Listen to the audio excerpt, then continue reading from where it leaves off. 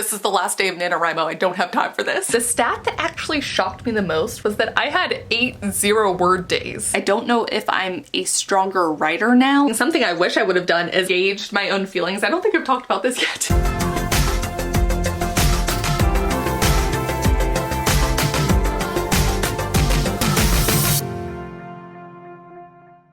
Hey guys, I'm Kate. Welcome back to my channel and welcome to day 30 of NaNoWriMo.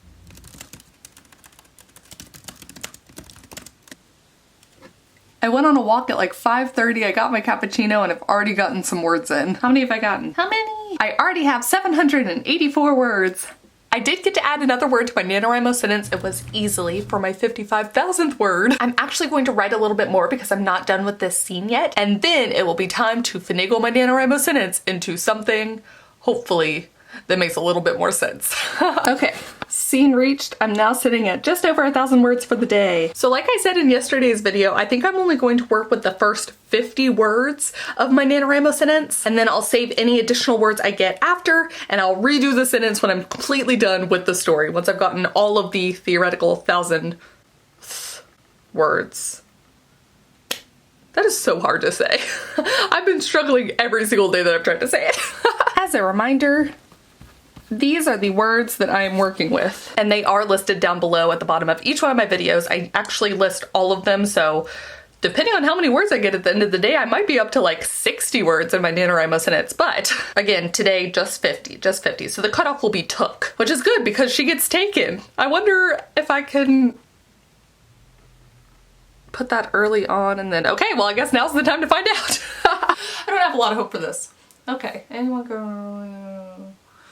Oh goodness me. So I think the best way to do this is like change the color on the words once I've used it.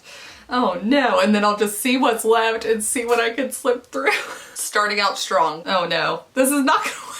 Maybe this can be multiple sentences. Ah, shoot. Should I set a timer for this? I won't set a time limit on this. I will put a stopwatch. And if it takes me too long, which it probably will, I'm just gonna call it a day.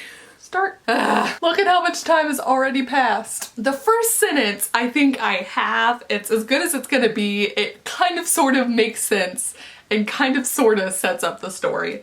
It goes, a government stunt already didn't working and I was took into the strange. Reading it, it sounds weird. There's some verb problems, but ultimately I think you get the gist of it, which is better than where I was at before. And then I have a like throwaway, which this doesn't really explain the story, but can help me use up words that aren't gonna make sense. I have I said again, and then I'm thinking of just dumping all the words that I can no longer use into this. Oh, 8 minutes have been used up. What I'm gonna do is I'm gonna call it a day at 15 minutes and whatever is gonna be. Yikes. This is the last day of NaNoWriMo. I don't have time for this. It's a lot of fun though, so whatever. Well, things got serious, so I put my hair out. I have 50 words here. 50 words that are questionable if they make any more sense. Now, I read you the first sentence, a government stunt already didn't working and I was took into the strange. I still argue that you get the point. And then I got the sentence, who can be safe? Valid sentence. That totally works for the story. Whew, here we go. Well, for any refinement, I mean, one have bed, some have moved.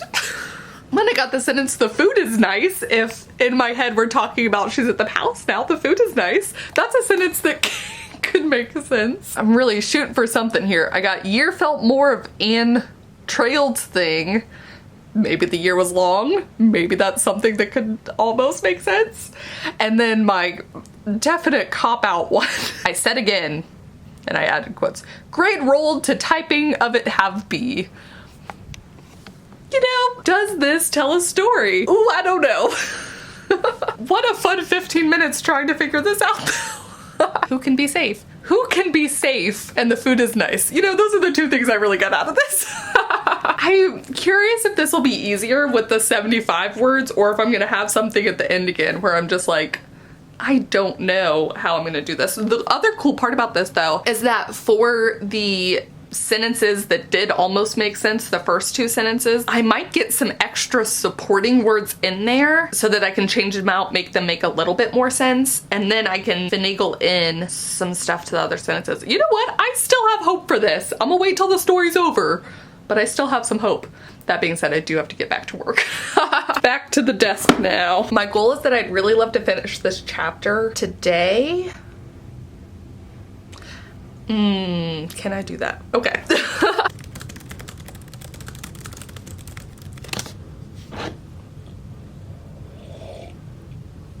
Oh my gosh, this scene is so long, but I did pass 56,077 words, so I get another one for my sentence. Could. I feel like that can't hurt, you know? I don't know where it would go right now, but I feel like it can't hurt. So because we are at the last day of NaNoWriMo, one of the things that I really like to focus on is the lessons learned this November. And I kind of touched on this yesterday, but I learned about how I work. Does that make sense? Most specifically, names. I've always been bad at names. If you've been watching this channel for longer than NaNoWriMo, anytime when I covered another story, like Project Blue or my freaking Scooby-Doo Meets Princess Bride story, like I've always been bad at names. But usually I just skip over them. I have brackets, I put insert name here. But because this was a rewrite, I guess I felt like I couldn't do that for this story, which was dumb. I get so hung up on names. So what I really need to do, not just on rewrites, but in all of my stories, just have a day or 2 or 3 where I dedicate it solely to naming things. And then I could just control find, control replace over the entire document. Because I'll just sit there and I'll read it and I'll like stress out about trying to figure out the name. I'll also be like, oh no, I need to get words today. Girl. No. Anyway, so I think I figured out a method that's going to work for me, not just in first draft or 0 drafts, but in all of my drafts and all of my rewrites. It's a good lesson to learn. So another thing, the next thing I've learned is that as I've kind of evaluated and gauged my own feelings, I don't think I've talked about this yet, is that I realized I like working on a completely new story for NaNoWriMo. I have loved doing this rewrite. I love the story that I'm working on right now. I love everything. It's been so much fun. That's not a comment about this novel or this project. It's just that there's something so enticing about starting with a blank slate on November 1st. And I know why I decided a rewrite was a good thing to do this time. I know why. The timing was perfect and I stand by that decision. But in the future, I will go into NaNoWriMo knowing that I prefer to do a completely new story. If I can schedule things and time it right, which you can't always, that's what I'll do from now on. A completely new story for NaNoWriMo. Another lesson, shocking to no one, is that daily vlogs are hard. Just kidding. I also knew that because I did this last year. And the last thing I learned was that daily vlogging is hard.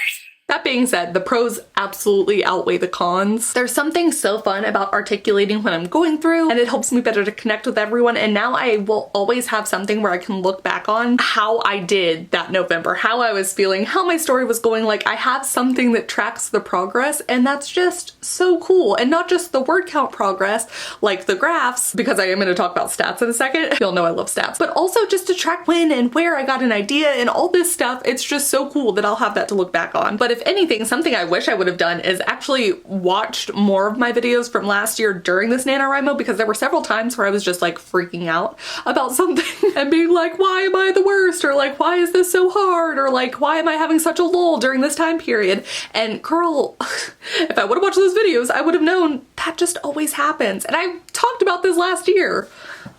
But like around the 10th is always when I'm just like, meh. So I wish I would have reviewed more of how I was feeling. Now I'll have 2 years in the future to look back on and be like, this is just how it works for you. This is how the process goes, and that's okay. Also, more of like an FYI, in case you see a video from me tomorrow, I'm debating titling it like NaNoWriMo Day 31 or like, I don't know, I haven't decided yet. But I'll say again that I am going to be continuing the daily vlogs until I am done with this story, which honestly shouldn't take that much longer.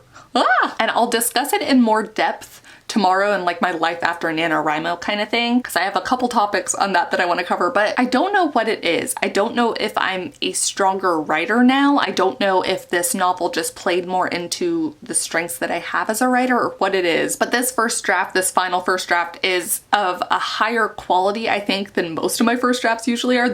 And the 0 draft was the same way for some reason on this story. It was just better. And I don't usually give my stories to anyone until after the second draft. So for me, that means like I've been through the story 3 times by myself, but I think I'm actually gonna print it out. That'll be like the last video in the daily vlogs is me printing it out. And I think I'm gonna give it to people. I think I'm gonna give it to one of my beta readers. Yeah. And also I do want to cover stats, but I'm going to see if I can't hit. I need about 1,000 more words and then I will have hit my daily goal for the day. And then that way I feel like I can talk about my stats more thoroughly. Yeah, so let's get some more words.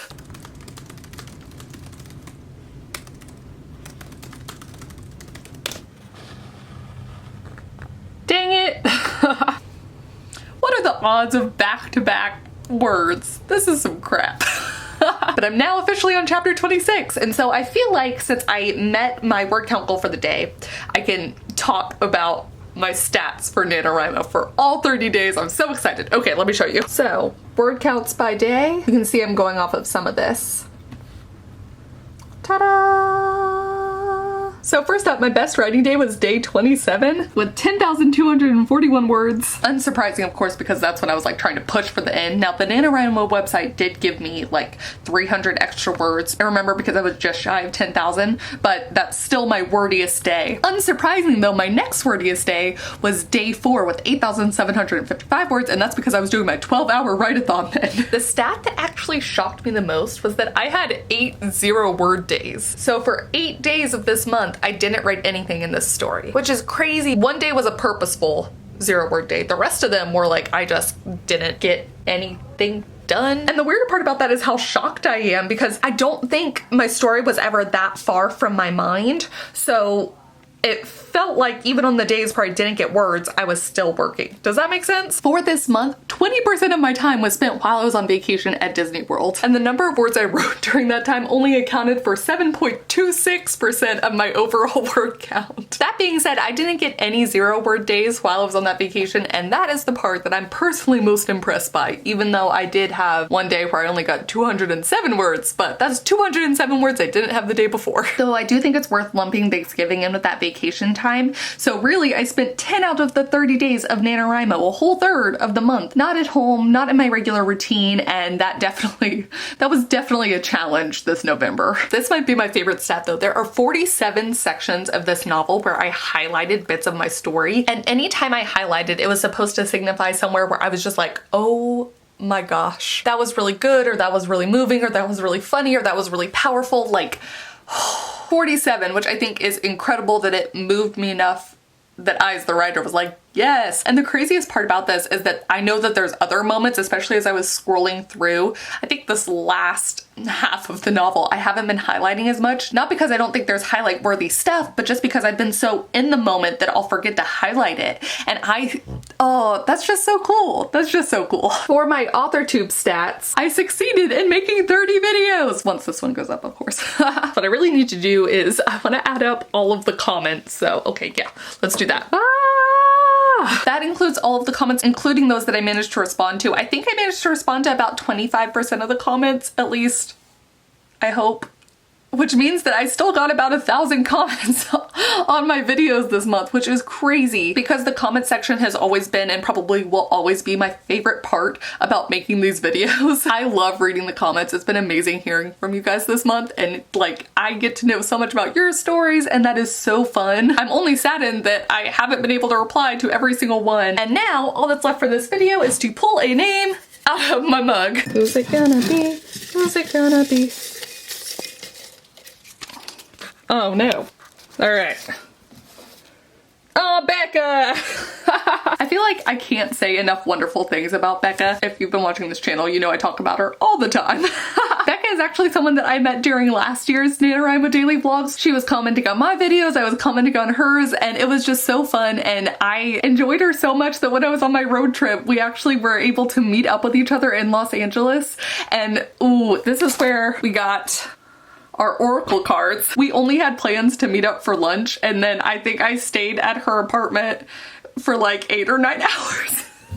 I wanted to make sure I got this right, so I just went to Becca's website, but she has written, what is this, over 9 books? 10, 11, 12? Becca! She also has hundreds of reviews on Amazon and over like 500 for one book on Goodreads. It's insane. I'm saying all of this to make the point that not only is she incredibly inspiring and down to earth and fun and all of these things in her videos, but also she knows what she's talking about. She recently recorded her own audiobook, which I think is incredible, and she's sharing all of this knowledge with us on YouTube. It's crazy. And then she also makes stunning visual videos. Like I talked about the one recently, the 26 years of writing in Los Angeles. She also has one that's called What Inspires Me, and I know I've mentioned this one a lot too, but that's because I love it. And Becca's also someone who's worked with a co-writer before, which is something that I've done occasionally, a little bit here and there. And so it's just, I'm delving deeper into the path of eventually kind of indie publishing. I've started a business for it and everything. And so Becca's someone I know I'm gonna not only consult, but who's been inspiring me and helping me throughout this entire thing, not just like chatting with me about it, but just watching her videos. Look at this, so many books.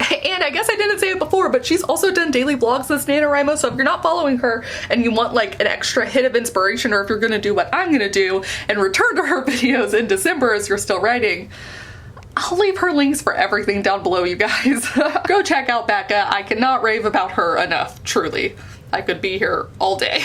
But I can't do that actually because I gotta write. So, but since I am shouting out people, I want to point out one thing really quickly, and that is, I need to cross through yesterday. That is that Jessica at JLW Reads is having a live word sprint tonight, and Brooke is hosting the authortube write-in tonight. I am so excited for both of those write-ins, and I will leave the links and the information down below. And finally, I want to end on this note because I pulled this card today. I didn't show y'all, but the Seers mantra is everything I need to make magic is within me. And I hadn't originally planned on sharing about that, but that card is just so perfect. And hopefully this can be maybe all of our cards as we're going into the last few hours of NaNoWriMo. Everything you need to make magic is within you. Thank you guys so much for watching. I hope to see you guys at the write-ins tonight, and I will see y'all tomorrow with another video.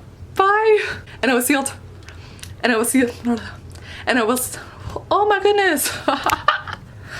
I'm actually gonna lay in my bed because I feel like this is gonna take a while.